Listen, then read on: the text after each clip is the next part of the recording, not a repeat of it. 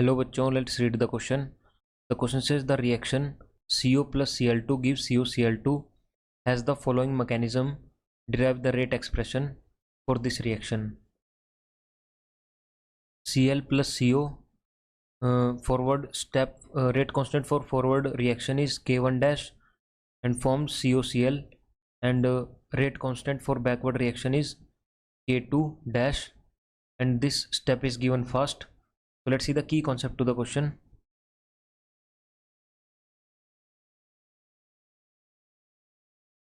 तो हमारे पास यहाँ पे की कॉन्सेप्ट होगा मैकेनिज्म ऑफ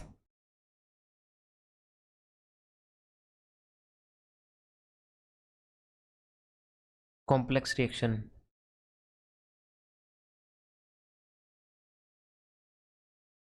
तो अगर हमारे पास कोई कॉम्प्लेक्स रिएक्शन है, तो अगर हमारे पास कोई रिएक्शन है और हमें उसका रेट एक्सप्रेशन लिखना है, तो we should know the slowest step of that reaction. तो हमारे पास जो ये रिएक्शन दी गई है, सबसे पहले इसके स्टेप्स लिख लेते हैं। तो this reaction occurs this way. जो पहला स्टेप है उसमें जो Cl2 है वो इक्विलिब्रियम में रहता है, यहाँ पे K1, यहाँ पे K2, और यहाँ पे हमें 2Cl मिलता है।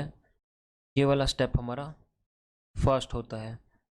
और जो सेकंड स्टेप है उसमें हमारा जो Cl है, फ्री रेडिकल बना है, वो कंबाइन करता है CO के साथ,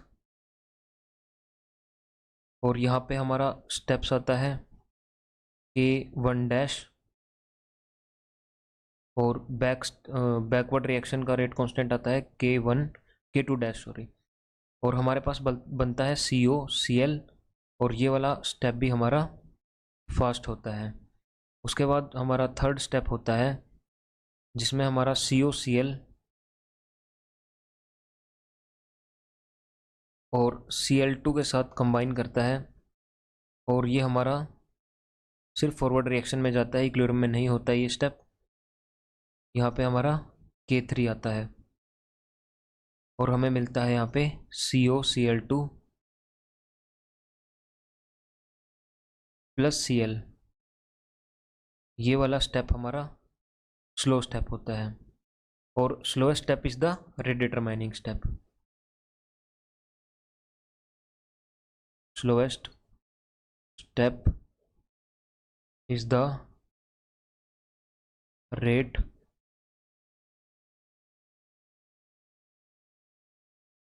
डिटरमाइनिंग स्टेप। तो इसी का यूज करके हम इसका जो एक्सप्रेशन होगा रेट का वो लिखेंगे यहाँ पे।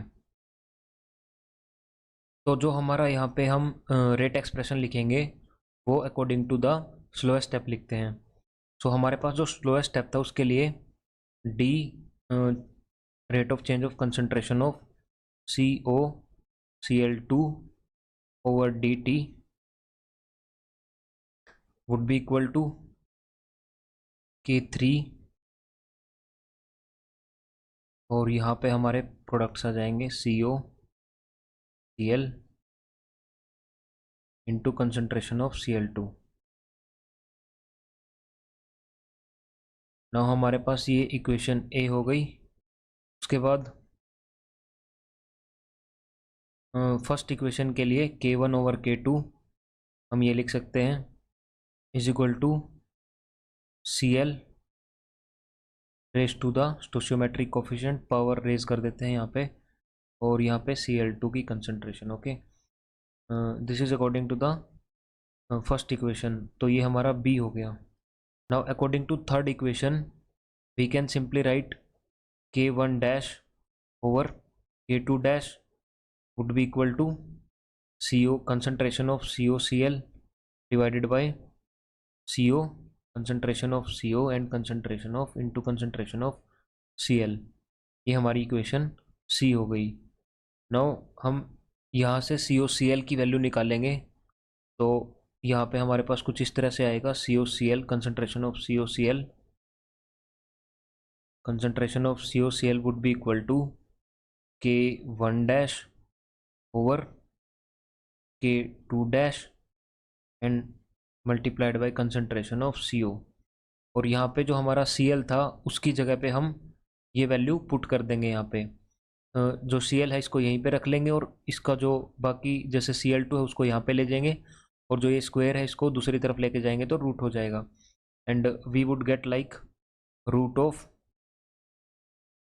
K1 K2 K1 over K2 into concentration of Cl2। Now ये हमारे पास इक्वेशन D बन जाती है। उसके बाद हम जो ये COCl की कंसंट्रेशन आई है इसको हम यहाँ पे A में पुट कर देंगे and we would get D COCl2 over DT। तो यहाँ पे हमारे पास जो ये K3 के साथ दूसरे कॉन्स्टेंट्स मल्टीप्लाई होंगे हम उसको सिंपली K मेंशन कर देते हैं, K into concentration of CO and concentration of जो हमारे पास Cl2 की कंसंट्रेशन आई है into concentration of Cl2 raise to power 3/2। So this is the rate expression